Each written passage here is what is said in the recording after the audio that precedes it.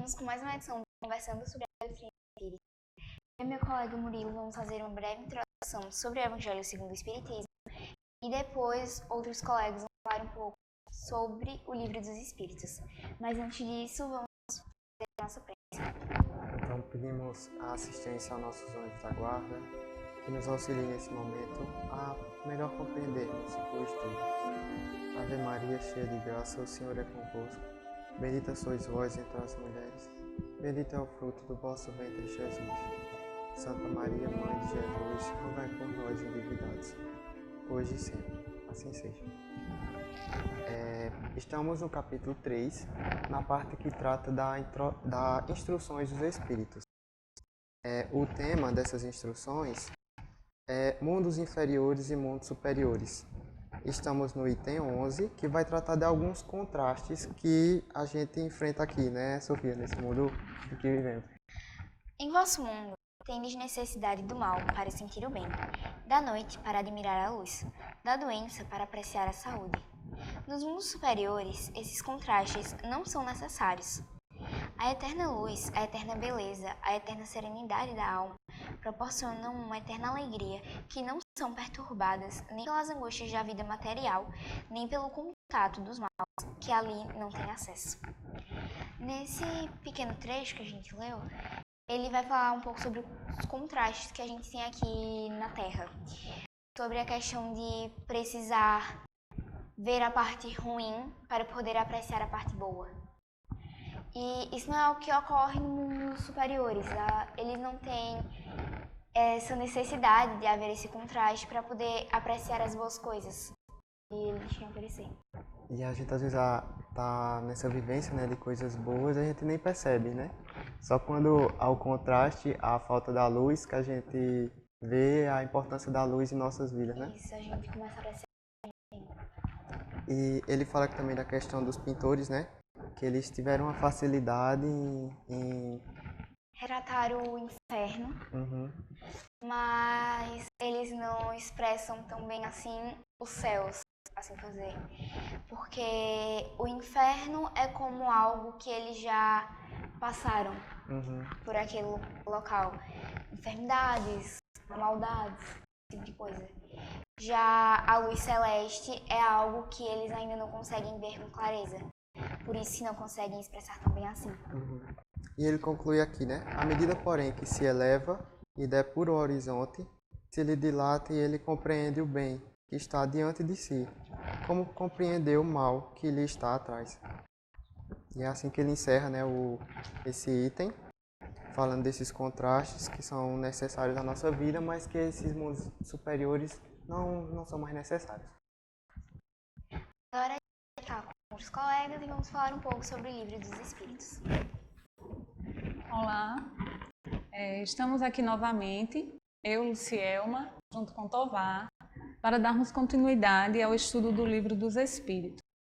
Ainda no capítulo 3, que trata da criação, no tópico referente à diversidade das raças humanas, iniciado no episódio anterior, nós vamos dar continuidade com as questões de número 53 e 54 e sobre a finalidade, sobre a pluralidade dos mundos, a questão de número 55. Na questão de número 53, Kardec questionava: o homem nasceu sob diversos pontos do globo? E aí, como resposta, os espíritos disseram: sim, e em épocas diversas. E isso é uma das causas da diversidade de raças.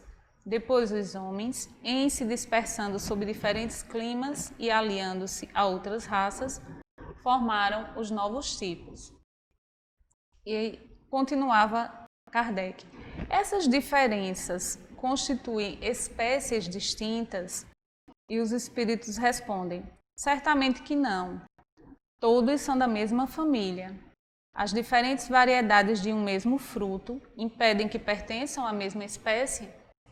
E aí, com essa afirmativa e em seguida com esse questionamento, né, os espíritos nos deixam claro de que o surgimento, né, do homem no globo, ele se deu de forma diversa e também em épocas diversas, não é? E aí nós temos os surgimentos que, de acordo com a história dos exilados de Capela, né, que a espiritualidade nos traz, nos orienta, que é uma questão muito importante para quem quer ter uma compreensão melhor a respeito da doutrina, né, que possa procurar ler, não é, ou assistir o filme, enfim, para que possa ter um conhecimento mais detalhado sobre essa questão. E aí os espíritos vão dizer que em épocas diversas, ou seja, vão surgindo, não é, em locais distintos e em épocas distintas e vão passando, acho que a gente poderia dizer assim, por um aperfeiçoamento, Tovar, até chegar ao que somos hoje. Sim, como há um planejamento em tudo o que acontece, como nós não somos obras do acaso, e sim somos obra de um Criador, então há um ordenamento em tudo o que se acontece, né? Quando você fala dos exilados de Capela, é interessante que Capela, para quem não está habituado, é aquela constelação do cocheiro, né? Que fica ali a 42, 43 anos-luz da Terra de distância. Para que a gente possa ter uma ideia do que é isso, se nós formos daqui de onde nós estamos até o Sol, que é bastante distante, não é? Tanto é que nunca fomos nem perto, nós levaríamos 8 minutos. Não é? Então, 42 anos viajando a essa velocidade, que daqui para o Sol custaria-nos apenas 8 minutos, então é uma distância grande. É importante, como nós sempre colocamos, abrir as nossas mentes ao universo e não à Terra. Remodelar. Universo não quer dizer Terra. O universo é tudo que tem lá fora, não é? O mundo não é a Terra, não é? O mundo é o universo. E por que nós estamos dizendo isso? Porque até pouco tempo atrás, Galileu foi louco o suficiente para dizer que o Sol estava parado, quem girava era a Terra. Hoje, nós percebemos que o Sol não está parado. Nós giramos em torno de Alcíone, né, de uma estrela muito maior. E que o nosso sistema solar, ele está submetido, vamos dizer assim, à força gravitacional de um outro sistema solar. E Alcíone, ela não, a luz, vamos dizer assim, não chega até nós, mas nós não podemos dizer que a energia ou aquilo que a gente conhece como matéria não nos atinja. Não é? Nós observamos que nós estamos todos entrelaçados. Então, se estamos todos nós entrelaçados, nós estamos sofrendo as impressões positivas e negativas de tudo que existe no universo. Dessa maneira, a nossa vinda à Terra não é simplesmente éramos macacos, descemos da árvore, ficamos eretos e hoje somos o homem, não é? Não se dá simplesmente como uma descida de árvore. Nós observamos o Homo sapiens, o Homo erectus, o próprio homem de Neandertal, que não tem 100% do nosso DNA, não é? Uns têm 99, outros 99,7%, mas tem 0,03% que faz toda a diferença.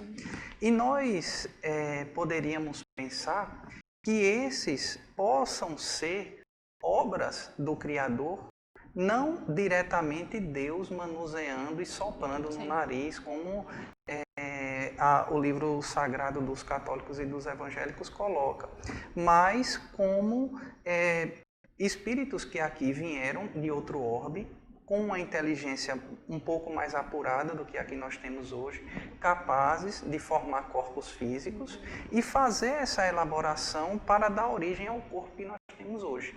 Então, assim, nós temos a raça ariana, que foram dos exilados de Capela, os negros e os amarelos já existiam na Terra, que aí depois houve a miscigenação e dá origem a tudo que temos hoje. Mas nós observamos os hebreus, nós observamos os asiáticos, nós observamos os próprios alemães, não é? E são ali raças derivadas desses exilados de Capela que contribuíram para que nós tivéssemos a formação física que nós temos hoje. É preciso que nós caminhemos junto à ciência. Não é? Nós abandonamos aquela história do homem de 4.000 anos atrás, né? Porque da criação do homem há 4.000 anos atrás, porque a paleontologia nos coloca que nós temos 300.000 anos. Não é? Então, não podemos ter uma fé cega, precisamos caminhar de acordo com a ciência. E se nós datamos esse período, nós temos história suficiente para termos o corpo físico que nós temos hoje. Então, essas raças, quando nós vamos analisar as problemáticas sociais que acontecem hoje, porque é que um país é mais desenvolvido socialmente, culturalmente, ou porque é mais desenvolvido do ponto de vista moral, como nós colocamos, nós observamos a chegada, não é, desses espíritos que vieram nos auxiliar. É bastante que nós possamos esclarecer que os exilados de Capela não são espíritos que vieram aqui passar férias, eles vieram como punição. Sim. E é preciso que também nós entendamos que para eles era uma punição, mas que para nós eles vieram nos auxiliar, dado a evolução que nós tínhamos à época. E quando nós observamos como é Capela, os jardins que existem em Capela, como é a natureza de Capela, nós começamos a entender qual a origem do Jardim do Éden do livro sagrado. São reminiscências do passado dessas criaturas que eles foram e colocaram como um passado distante. Por isso que aqueles que se dedicam a estudar o livro sagrado dos católicos e dos evangélicos, que não é a nossa praia, devem se debruçar diante disso e esclarecer aos seus fiéis que ali está uma alegoria, um ponto de partida e não uma história factual. Não é? É preciso que eles possam interpretar para aquelas pessoas, para que a fé delas possa ficar cada vez mais forte. E essa interpretação que você está falando, né, ela precisa ser muito consolidada, né, muito atenta. Quando você estava falando da Terra, eu estava lembrando que eu costumo, quando converso com os meus alunos, dizer o seguinte: por nós vivermos na Terra, né, e ser o que conhecemos visualmente, né, aí a gente, obviamente, dá muita importância à nossa casa, né? E aí eu costumo dizer a eles assim, eu digo, pense numa praia com muita areia, mas uma faixa de areia muito grande. E aí um grão de areia seria a Terra.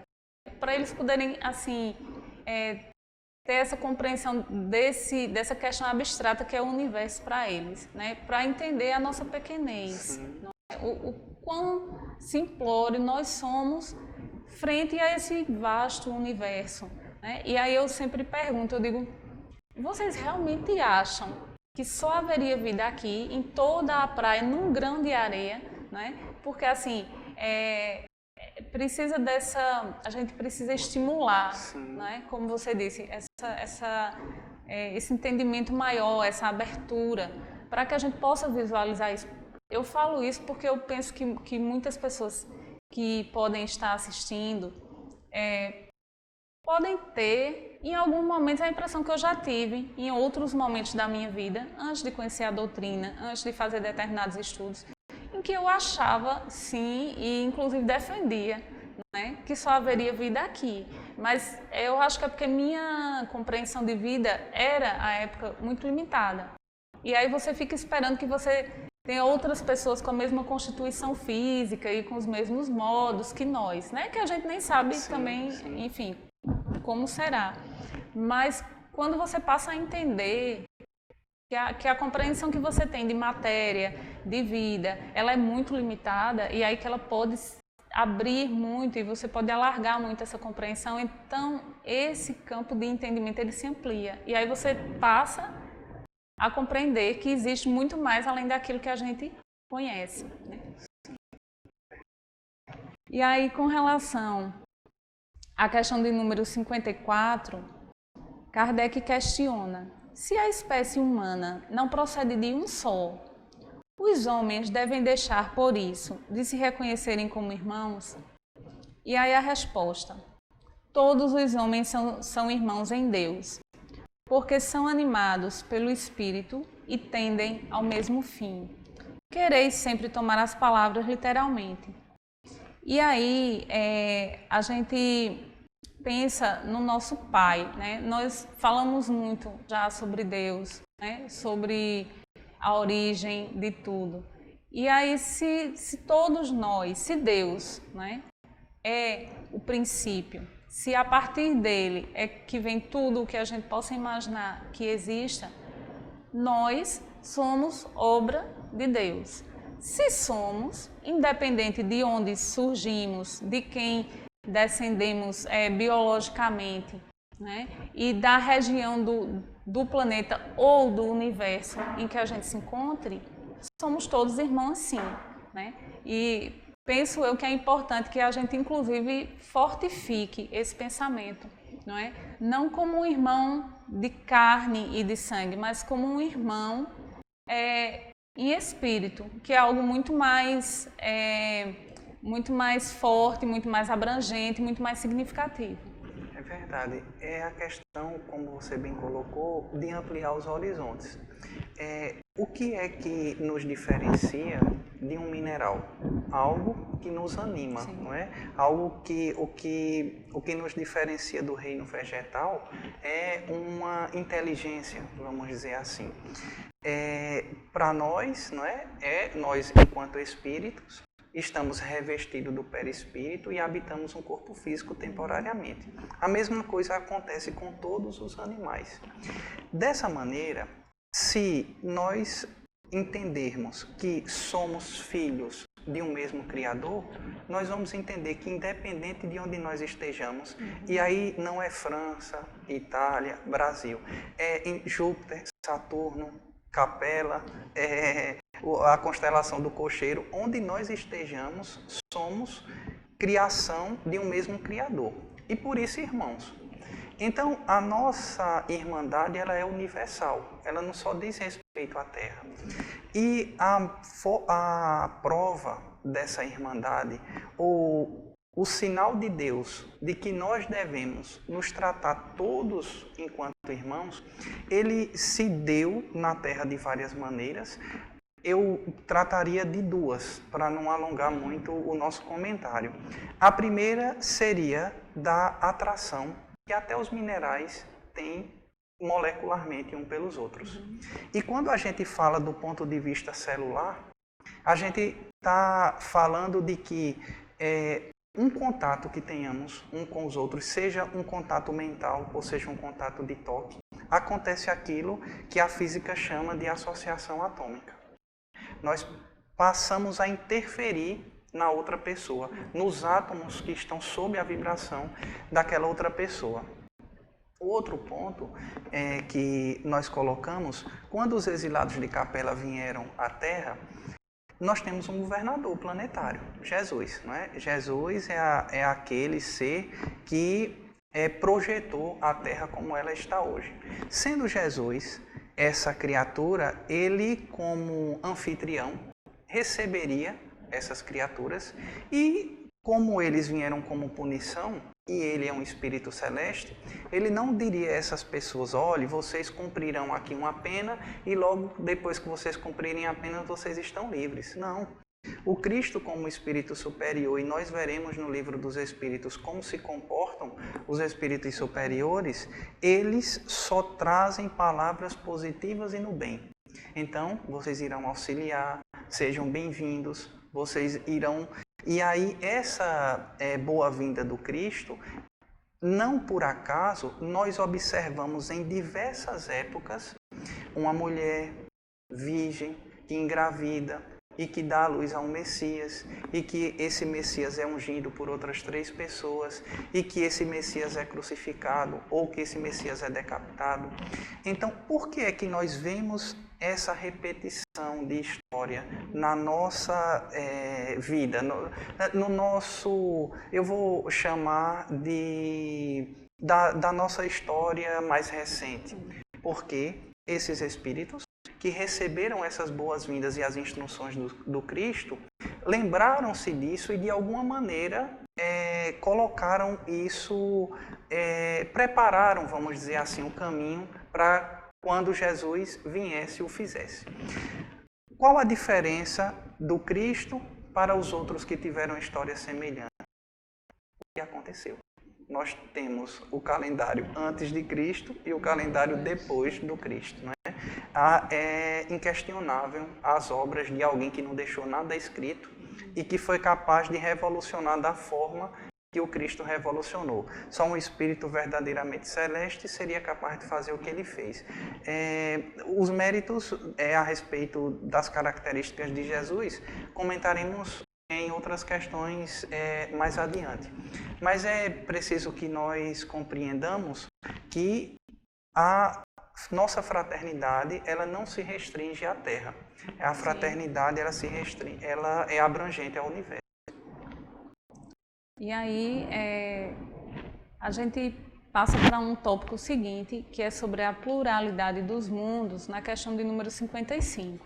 E nessa questão de número 55, Kardec questiona: todos os globos que circulam no espaço são habitados? E aí, como resposta, ele obtém: sim, e o homem da Terra está longe de ser, como crê, o primeiro em inteligência, em bondade e perfeição. Todavia, há homens que se creem muito fortes, que imaginam que somente seu pequeno globo tem o privilégio de abrigar seres racionais. Orgulho e vaidade julgam que Deus criou o universo só para eles. E aí é interessante a gente observar isso, né? Porque quando diz assim que a gente se julga superior, né, em relação à bondade e a tantas outras questões. Quando nós temos essa perspectiva de que a Terra é o centro do universo, não é? Então, realmente, se é o centro, a gente tende a se sentir superior, né? E o nosso ego infla e o nosso orgulho se apresenta.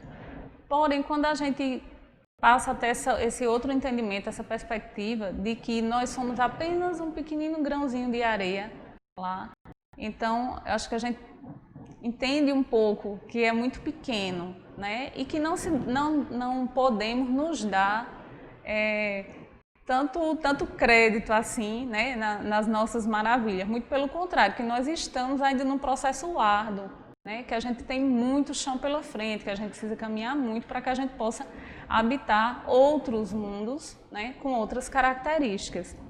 E aí tem uma sugestão aqui que eu gostaria de ler, que a gente vai encontrar na Revista Espírita, né, do mês de abril de 58, que fala sobre o estado moral dos habitantes, animais, estado físico e a natureza.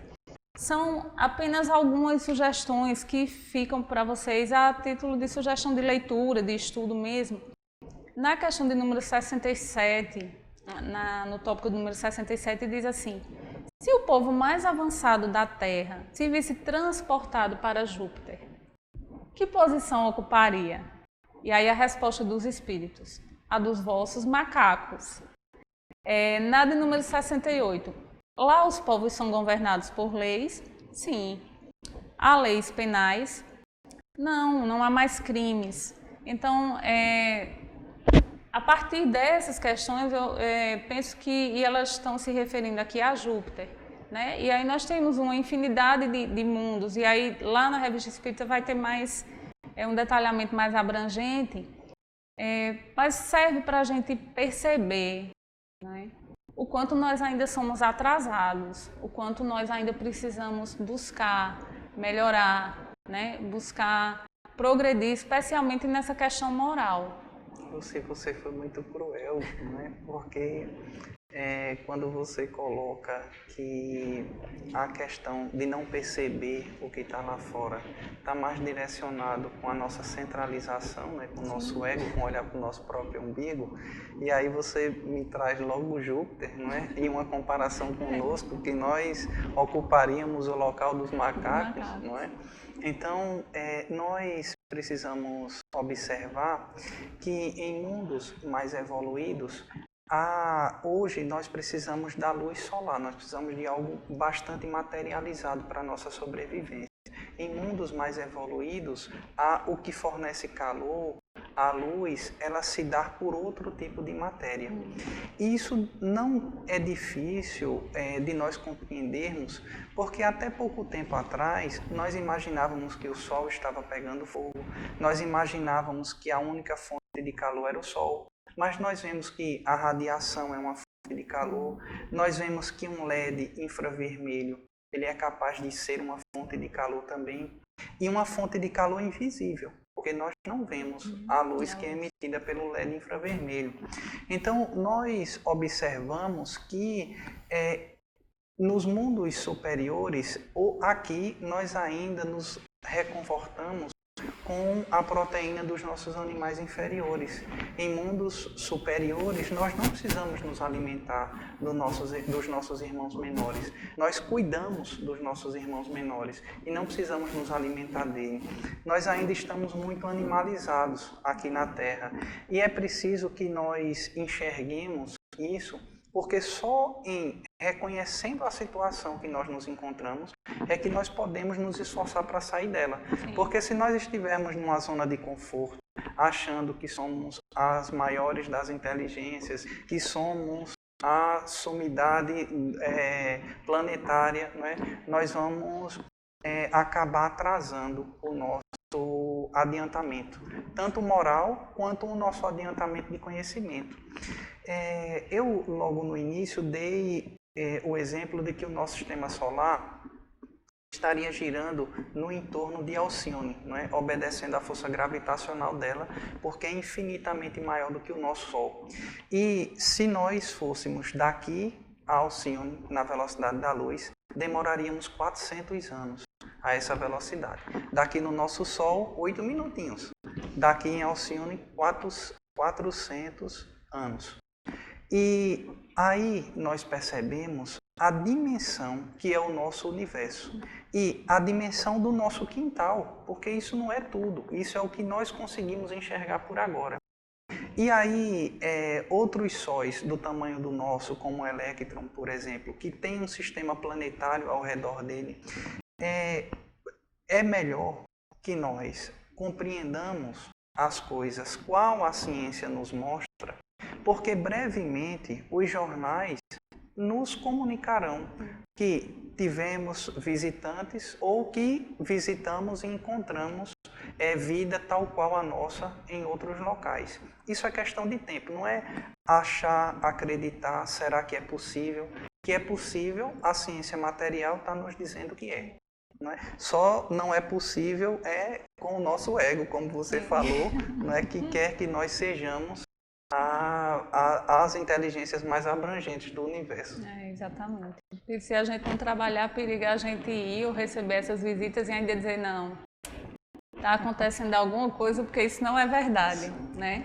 Mas, enfim, nós encerramos o episódio de hoje, né? Agradecendo a todos vocês. Eu vou pedir a Tovar que reforce aí as nossas redes sociais para que possam nos seguir e acompanhar as publicações do Herme, e em seguida a gente encerra com a prece. O nosso Instagram é @hermeoficial.